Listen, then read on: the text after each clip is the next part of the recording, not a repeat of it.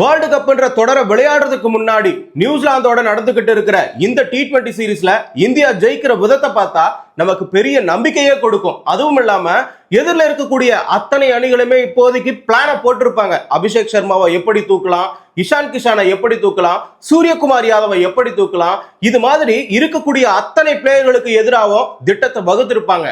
அவங்களுக்கு எதிராக விக்கெட் எடுக்கிறத விட அவங்களை எப்படி கட்டுப்படுத்துறதுன்றதான் அவங்களுடைய நோக்கமாவே இருந்திருக்கும். ஆஸ்திரேலியாக்காரனாக இருந்தாலும் சரி, இங்கிலாந்துக்காரனா இருந்தாலும் சரி, கடந்த எல்லா T20 சீரீஸ்லயுமே இந்தியா தான் ஆதிக்கம் செலுத்தி இருக்கு. அந்த வகையில பார்க்கும் பொழுது அவங்களை கட்டுப்படுத்துறது ரொம்ப ரொம்ப கஷ்டம். அதுவும் இல்லாம ஒரு டீமை பொறுத்த வரைக்கும் 153 அடிப்பாங்க, இல்ல 200 அடிப்பாங்க, இல்ல 230க்கு மேல அடிப்பாங்க.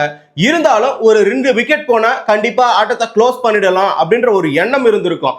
ஆனா இப்ப இருக்கக்கூடிய ஃபார்ம்ல இந்திய அணி பயங்கரமா இருக்கிறாங்க. ஒருவேளை நீங்க அபிஷேக் சர்மாவை எடுத்தாலும் இன்னொரு பக்கம் இஷான் கிஷான் அடிக்கிறாரு, இஷான் கிஷானை எடுத்தாலும் சூரியகுமார் யாதவ் அடிப்பாரு.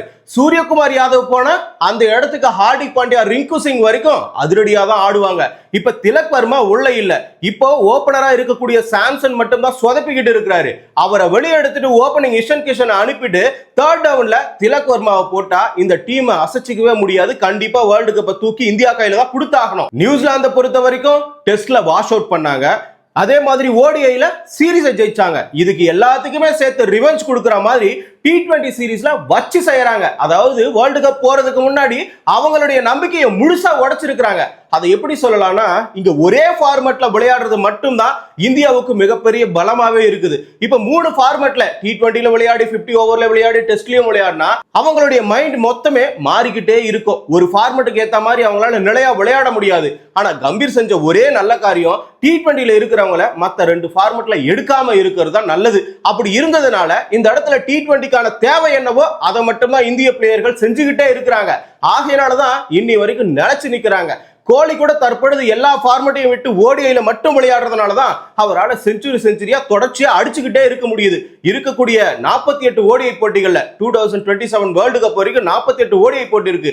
அதுக்குள்ளார கோலி அவர்கள் 15 செஞ்சுரி அடிக்கணும். கண்டிப்பா ஒரே ஒரு ரூட்ல இருக்கிறதுனால அவரால் இது சாதிக்க முடியும் தான் தோணும். ஆனா இந்த போட்டியில அபிஷேக் சர்மா 14 பாலுக்கு 50 அடிச்சு குருவுடைய சாதனையை முறியடிக்க இன்னும் 2 பால் மட்டும் தான் மிச்சம் இருக்கு. ஆனா காலம் வெகு தூரம் இருக்கு. கண்டிப்பா அந்த சாதனையை முறியடிச்சே தீர்வாரு.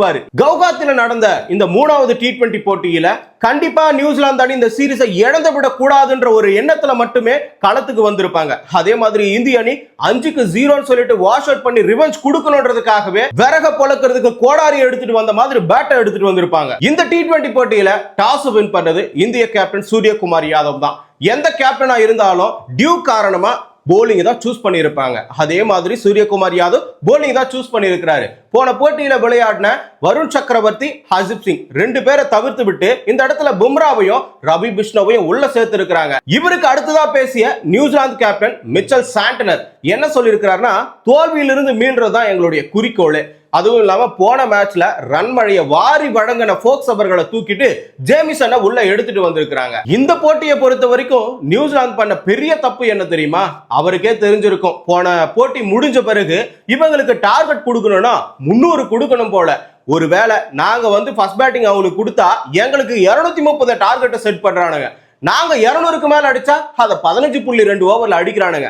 அப்ப இவங்களுக்கு எந்த மாதிரியான திட்டத்தை தீட்டி இருக்கணும்? கண்டிப்பா நாம 250க்கு மேல அடிக்கணும்ன்ற ஒரு திட்டத்தை தீட்டி இருக்கணும். ஆனா இந்த இடத்துல நடந்திருக்கிறதே வேற. 250க்கு மேல அடிக்கணும்னு தான் களத்துக்குள்ளார கான்வேவும் சைஃபர்ட்டும் உள்ள வந்தாங்க. கான்வேக்கு இந்தியாவோட ஒட்டுமொத்த டீமும் அவரை விக்கெட் எடுக்கிறதுக்காக திட்டம் போட தேவையில்ல. ஒரே ஒரு திட்டம் தான். அஷத் ராணா கிட்ட பால கொடுத்தா போதும், ஆட்டோமேட்டிக்கா கான்வே அவர்கள் காணாம போயிடுவாரு. அதே மாதிரி தான் ஃபர்ஸ்ட் ஓவர்லயே ராணா கிட்ட தூக்கி கொடுத்துட்டாரு. கொஞ்சம் கூட யோசிக்காம சூரியகுமார் யாதவ் அவர் கொடுத்த நம்பிக்கையை காப்பாத்தணும்ல, நினைச்ச மாதிரியே கான்வே அவருடைய பேட்ல சரியா படாம இந்த இடத்துல மிட் ஆஃப்ல கேட்சா மாறிச்சு. அந்த கேட்ச பிடிச்சது யார் தெரியுமா? 3 டிபார்ட்மெண்ட்லயும் சிறந்து விளங்குற ஹார்திக் பாண்டியா தாவி ஜம்ப் பண்ணி ரிஸ்கியா பிடிச்சிருக்கிறாரு. அவர் பிடிச்ச உடனே அவரும் பெவிலியன் போயிட்டாரு.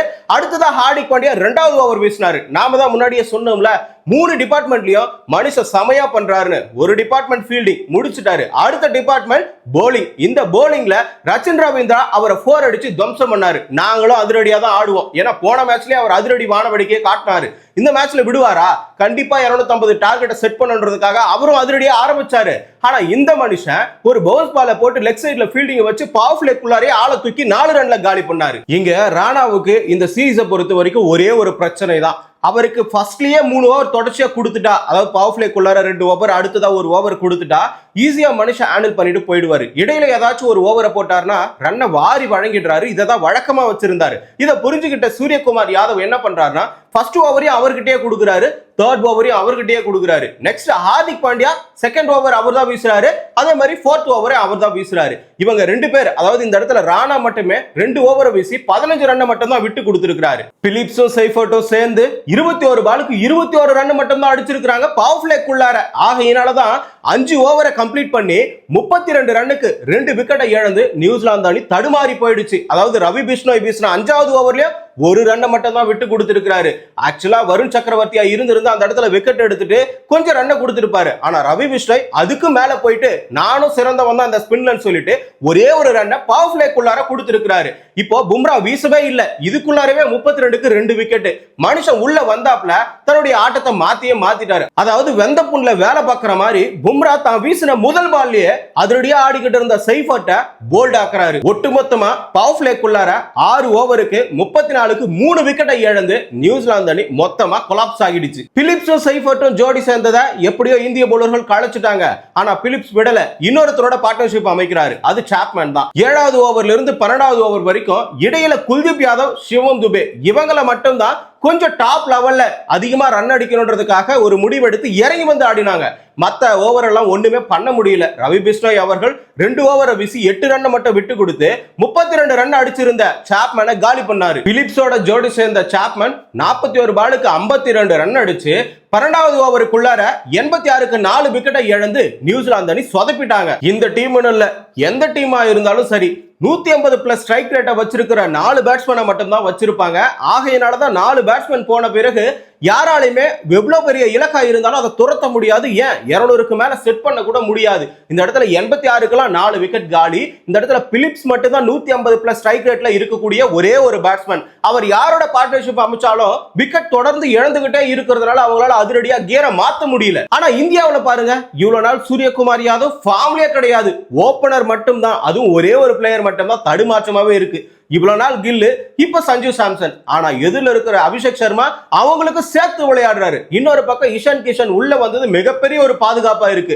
டார்கெட் எவ்வளவு பெருசா இருந்தாலும் அபிஷேக் சர்மா தான் அடிக்கணும், அவர் தான் கியரை ஸ்டார்ட் பண்ணணும்ன்ற ஒரு எண்ணம் இருந்தது. ஆனா இப்ப அதெல்லாம் போக்கிட்டு எவன் வேணாலும் அடிக்கலாம். சூரியகுமார் யாதவ் அடிக்கிறாரு, இஷான் கிஷனும் அடிக்கிறாரு. திலக் வர்மா உள்ள வந்துட்டா அந்த ஓப்பனிங்ல இருக்கக்கூடிய பயம் கூட தொலைஞ்சு போயிடும். இஷான் கிஷன் மேல போய் திலக் வர்மா 3rd டவுன்ல வந்து 4th டவுன்ல இருந்து 6th டவுன் வரைக்கும், அதாவது ரிங்கு சிங், ஹார்திக் பாண்டியான்னு சொல்லிட்டு தரமான பேட்ஸ்மேன்கள் உள்ள வந்து எவ்வளவு பெரிய இலக்கா இருந்தாலும் துரத்தி அடிப்பாங்க. அதே மாதிரி இலக்க பெருசா குடுக்கணும்னு நினைச்சாலும் ஓங்கி அடிப்பாங்க. மிச்சல் ஓடிஐக்கு வேணும்னாலும் செட் ஆகலாம். ஆனா இங்க பிலிப்ஸோட ஜோடி சேர்ந்து 16 பாலுக்கு 26 அடிச்சு அவரும் காலி ஆயிட்டாரு. 16வது ஓவர்ல ரவி பிஷ்ணோய் என்ன பண்ணாரு, 40 பாலுக்கு 48 அடிச்சு அதிரடியா ஆடிக்கிட்டு இருந்த பிலிப்ஸை காலி பண்ணி பெவிலியன் அனுப்பினாரு. அதே மாதிரி பும்ரா வீசின 18வது ஓவர்ல ஹென்ரி காலி, 20வது ஓவர்ல 27 அடிச்ச சாண்டனர், அதாவது நியூசிலாந்தினுடைய கேப்டன் சாண்டனர் காலி. ஆக மொத்தம் 20 ஓவருக்கு 153க்கு 9 விக்கெட்டை இழந்து இந்தியாவுக்கு 154 என்ற டார்கெட்டை கொடுத்திருக்காங்க. 209 இந்த டீம் 15.2 ஓவர்ல அடிச்சாங்க.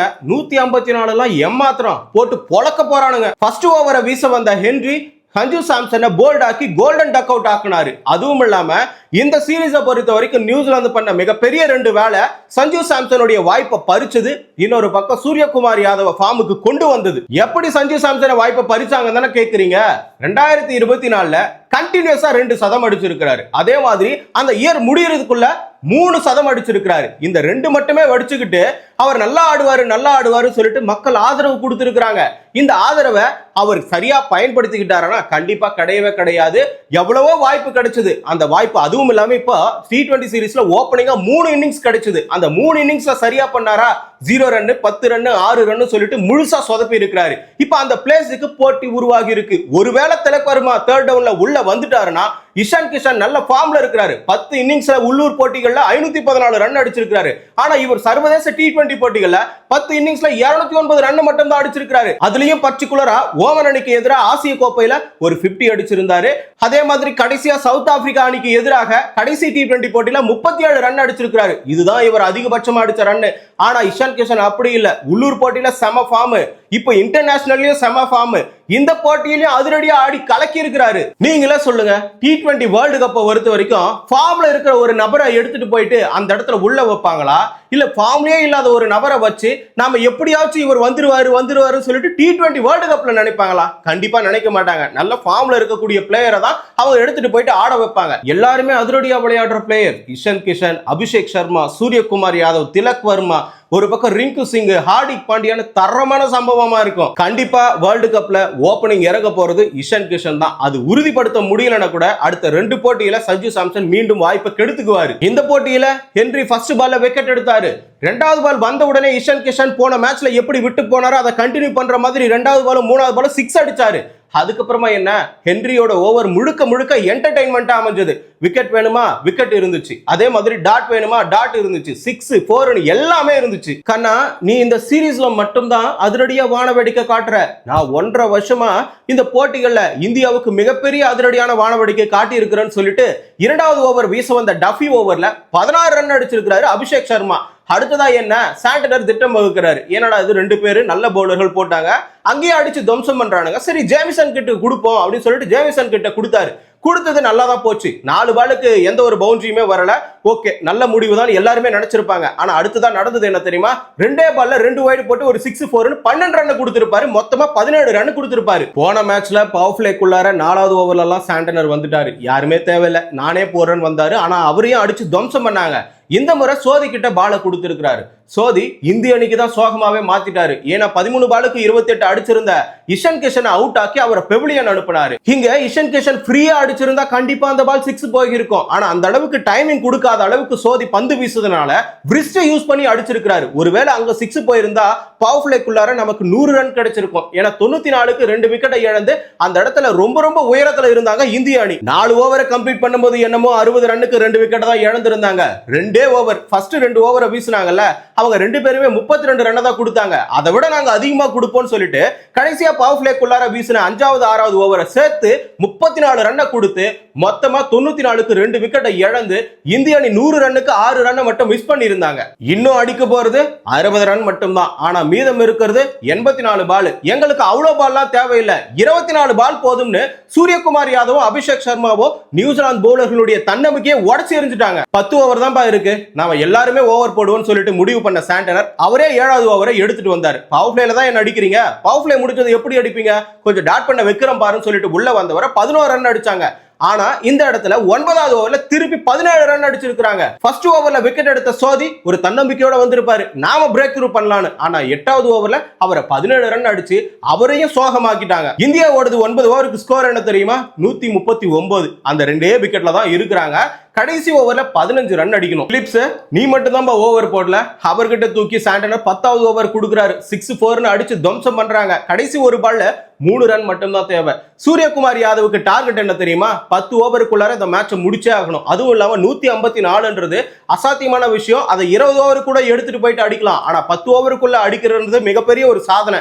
ஆகினால அந்த கடைசி பால்ல 4 அடிச்சு மேட்சையும் முடிச்சு வச்சுட்டாரு. ஆக மொத்தம் 60 பால மிச்சம் வச்சு 8 விக்கெட் வித்தியாசத்துல ஜெயிச்சிருக்காங்க. இந்த போட்டியை பொறுத்த வரைக்கும் சூரியகுமார் யாதவ் சம ஃபார்ம், அவர் ஒரு 50 அடிச்சிருக்காரு. இன்னொரு பக்கம் அபிஷேக் சர்மா 14 பாலுக்குலாம் 50 அடிச்சு தங்களுடைய குருவுடைய சாதனையை முறியடிக்கிறதுக்கு இன்னும் 2 பால் தான் தேவை. அது இருக்கக்கூடிய காலத்துல அசால்ட்டா பண்ணிட்டு போறாரு. ஆனா இந்த இடத்துல நியூசிலாந்து அணி அடுத்துதான் நடக்கக்கூடிய 4வது T20 போட்டியிலும் 5வது T20 போட்டியிலும் இந்திய அணியை தோக்கடிப்பாங்களா, இல்ல வாஷ் அவுட் ஆகி அவங்க டெஸ்ட்லயும் ஓடிஐலயும் இந்தியாவுக்கு பண்ணதை ரிவெஞ்ச் கொடுப்பாங்களான்னு சொல்லிட்டு நீங்க கமெண்ட்ல சொல்லுங்க. கிரிக்கெட் நிகழ்வுகளை தொடர்ந்து தெரிஞ்சுக்கணுமா, தமிழரசன் பார்வையாளர் சேனலை சப்ஸ்கிரைப் பண்ணிக்கோங்க.